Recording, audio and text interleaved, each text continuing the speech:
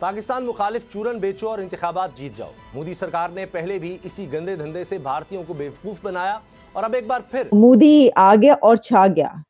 तो जबरदस्त जीत दर्ज कराती हुई Bharatiya Janata party, my God, नहीं हो ही नहीं सकता। असेंबली इलेक्शन में हमारे पास जो रिजल्ट्स आ रहे हैं उनके मुताबिक इंडिया में 3 स्टेट्स ऐसी हैं कि जहां पर नरेंद्र मोदी की जीत नजर आ रही है। वैसे तो भारत दुनिया की सबसे बड़ी जमहूरियत है, लेकिन ये इसकी बदकिस्मती रही है कि फिर भी भारतीय मोदी जैसे इंतहा पसंद की ड्रामेबाजियों या शोबदेबाजियों के झांसे में आ जाते हैं।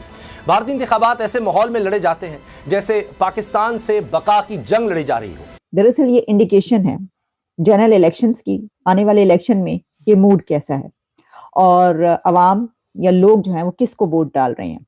वो अपने मुल्क के लिए बिल्कुल बेकार है, बिल्कुल बेकार है। प्राइम मिनिस्टर मोदी, उनका मुल्क तरक्की कर रहा है, वो क्या कर रहे हैं? वो तो कुछ नहीं कर रहे। वो तो प्राइम मिनिस्टर मोदी वैसे ही ऊपर वजीर आजम का सिर्फ उनको टाइटल दिया गया है, बाकी भारत के लोग खुद ही प्रोग्रेस करी जा रहे हैं। जाहिर बात है। भारत के बारे में आपका क्या रिकमेंडेशन होगी, क्योंकि अभी हम एक डेड लॉक्स की सिचुएशन है, अगले साल दोनों तरफ नई हुकूमतें आएंगी, तो आप क्या रिकमेंडेशन देंगे कि किस तरह इस डेड लॉक से बाहर निकला जाए? मेरे ख्याल में अब तो भारत में सिचुएशन बड़ी मुख्तलिफ हो गई है, तो उन्होंने कहा कि हम आपसे बात करने को ही तैयार नहीं है। ठीक, तो अब तो हमारे कोर्ट में तो बाल नहीं है, क्योंकि इंडिया ने कहा है कि हम आपसे बात करने के लिए तैयार तो नहीं। बहुत सी बातें होती तो वो हैं। अब देखना होगा कि मोदी गवर्नमेंट को कितनी मेजॉरिटी मिलती है। क्या जो अभी जो सुनने में आ रहा है कि कुछ स्टेट्स में अभी इलेक्शन भी होंगे तो उससे भी पता लगेगा कि क्या सूरत हाल बनती है। तो मोदी हुकूमत ज़रूरी नहीं कि जितना लग रहा है कि जी उसका जो शोर तो आप ये कहना चाहते हैं कि अभी हम जरा पेशेंट इंतजार करें जब इलेक्शन के रिजल्ट्स आ जाएं। तैयार नहीं है आपकी उनकी जो फॉरेन मिनिस्टर ने कहा कि हम अभी बात करने अभी को तैयार नहीं वो है। भी देख रहे हैं ना कि केयर टेकर गवर्नमेंट, इनसे तो बात नहीं हो सकती ना, जब नई हुकूमत आएगी तभी चलेंगे। देखिए, अब आपका जो सबसे फॉरेन पॉलिसी में जो अहम तरीन मसाइल जो आपके हैं उसमें भारत के साथ ताल्लुकात का आता है, और उसमें ज़ाहिर है जम्मू कश्मीर का मसला जो सर फहरिस्त है। अब वो एक ज़ाहिर मुश्किल एक डायलेमा तो है कि क्या करें। अब अगर आप जो हमारी बहुत लॉन्ग स्टैंडिंग पॉलिसी रही है, तो आपकी बातों से तो हमें ये पता चला कि हम भी जम्मू और कश्मीर को फिलहाल बैक बर्नर पर डाल दें। हमें भारत को आपके ख्याल में जो राहदारी है अफगानिस्तान के लिए ये दे देनी चाहिए? मेरे ख्याल में इसमें पहले भी काफ़ी बातचीत हो चुकी है। आपकी रिकमेंडेशन क्या होगी अगली हुकूमत? पहले भी ये इस तरह की बातें फॉरेन ऑफिस में बड़ी हुई हैं और उन पे बाकायदा स्टडीज़ भी तैयार की गई और रिकमेंडेशंस भी दी गई थी। मेरे ख्याल में इवेंचुअली आपको जाना पड़ेगा। आप उसमें इवेंचुअली से क्या मुराद है? इवेंचुअली कब होगा? इवेंचुअली आप तैयारी करें।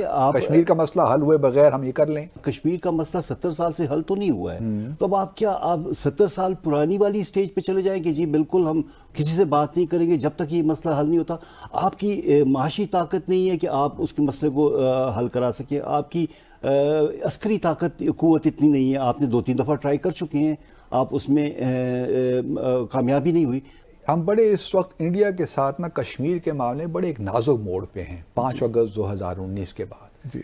ये वो लॉक जैम नहीं है या डेड लॉक नहीं है जो इससे पहले होता रहा है। ये एक मुख्तलिफ नोयत का डेड लॉक है जी, जिसमें भारत ने एक बहुत रेडिकल स्टेप लिया। उसका पूरा जो कश्मीर का तनाज़े की इक्वेशन है उसको तब्दील कर दिया। हमने जो उसके बाद किया पिछले 3-4 सालों में हत्तुल मकदूर जितना हम कर सकते थे हमने किया। पूरी दुनिया में हमने कौन से दरवाजे नहीं खटखटाए, यूनाइटेड नेशन से जवाब नहीं मिला, OIC से लेके बायलैटरली, मतलब मैं जर्मनी में भी सफीर था, ठीक है, बहुत मेहनत करके यहाँ तक भी किया। देखें जर्मन चांसलर गई इंडिया में और उसने इंडिया में एक स्टेटमेंट दिया था उस वक्त जो है ना, जिसके लिए मैंने काफ़ी ज़्यादा लॉबिंग भी की। तो इसी तरह बाद में भी जो है ना वो सारा कुछ हमने किया। लेकिन हमें जो इन 3-4 सालों के बाद अंदाज़ा क्या है अब कि दुनिया इसमें इंटरेस्ट नहीं ले रही उस तरह से। अब अगर आप उसी पे, अब ठीक है एक चीज़ हो गई, आपने की कोशिश, now you have to think अच्छा जी एट दिस स्टेज अब व्हाट नेक्स्ट। ठीक है ना जी, आप उसी में तो नहीं लटके रहेंगे ना। अब आप देखेंगे अच्छा जी जो हालात हैं आपने उसके हिसाब से थोड़ा सा चलना है ना। So I think we have to move forward. BJP landslide victory हासिल कर रही है 3 स्टेट्स में, नरेंद्र मोदी की पार्टी। और ये खबर मैं आपको इंटरनेशनल मीडिया और इंडिया का नेशनल मीडिया इस वक्त की खबर चला रहा है, लेकिन आप तक इस वक्त मैं बताती हूँ कि क्या मेरे सामने ओपन है। मेरे सामने जनाब फ्रांस 24 है और अल जजीरा इस वक्त ओपन है। अल जजीरा पर ये खबर आ रही है कि India's BJP leads in 3 of 4 states in की रीजनल इलेक्शंस।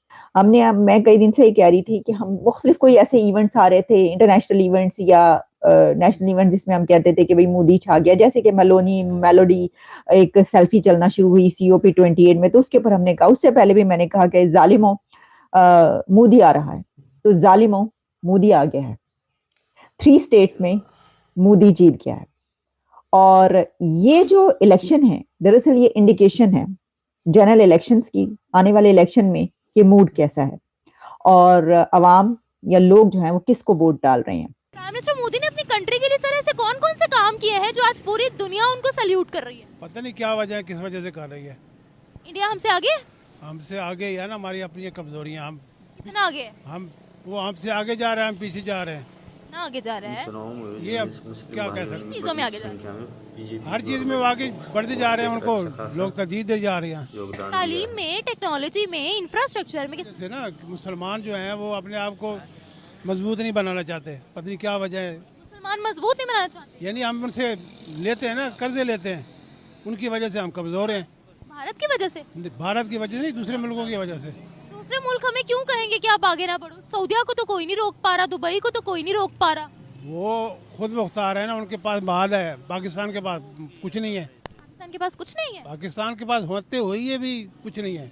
इसलिए नहीं है कि सरखेज जमीन है, जो आता है वो सब कुछ अपना पेट भर के साइड पे हो जाता है। अवाम ठीक है हमारी? मसला क्या है? मैं तो साफ और वाज़ेह बात करूंगी, हमारी आवाम दोगली है। अवाम हमारी जो है वो भी बेवकूफ़ है। मानना है कि बीजेपी की सरकार आने से वहाँ के रह रहे मुसलमानों पर अत्याचार हुए।